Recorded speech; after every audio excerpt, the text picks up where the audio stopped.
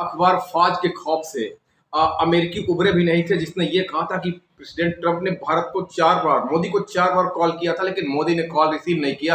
अब New York times, जो America का एक मुख्य अखबार है, उसने खुद धमाका कर दिया कि 17 जून को ट्रंप ने मोदी साहब को कॉल किया था, लेकिन मोदी साहब ने ट्रंप को लताड़ लगा दी।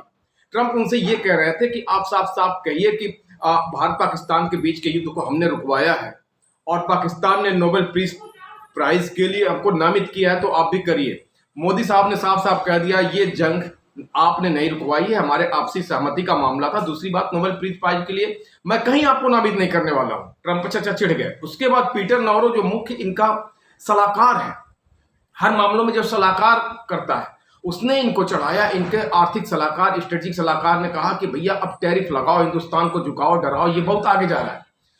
ट्रंप चाचा ने कहा कि पहले भैया अब 25% टैरिफ लगाएंगे, फिर कहा कि 50% टैरिफ लगाएंगे, और भारत ने अगर रिटेलिएट किया, कुछ उकसाए वाली कार्रवाई की, अगर तेल खरीदना बंद नहीं किया, तो ये 125%, 200% तक जा सकता है टैरिफ हमारा। लेकिन मोदी हैं कि मानते नहीं। अब देखिए, इंटरनेशनल पॉलिटिक्स में कहा जाता कि गैप कभी गैप नहीं रहता। 1971 के वार में, 65 के वार में आपने हमेशा पाकिस्तान का साथ दिया। ऑपरेशन सिंदूर के समय में भी आपने पाकिस्तान का साथ दिया था।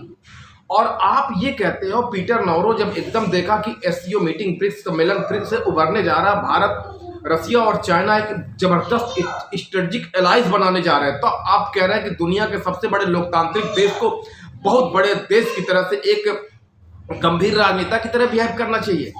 क्यों भाई?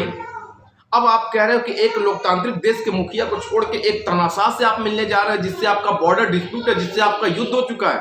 अब आपको याद आ रहा है, ठीक है वो तानाशाह है, लेकिन आप तो हमारे डेमोक्रेटिक फ्रंट थे, दुनिया के एक जागृत लोकतंत्र का अगुआ, हमेशा हमारा विरोध करता रहा, आर्थिक मोर्चे पे, सैन्य मोर्चे पे, तब आपकी जवान कहाँ थी? अब आपको लग रहा है कि डॉलर के मुकाबले कहीं ब्रिक्स का एक अलग रुपया न सामने आ जाए, एक अलग करेंसी न सामने आ जाए। अब आपको डर लग रहा है। ट्रंप साहब कह रहे हैं कि अगर डॉलर के ऊपर कोई असर आया तो ये हमारे लिए एक जंग के समान होगा।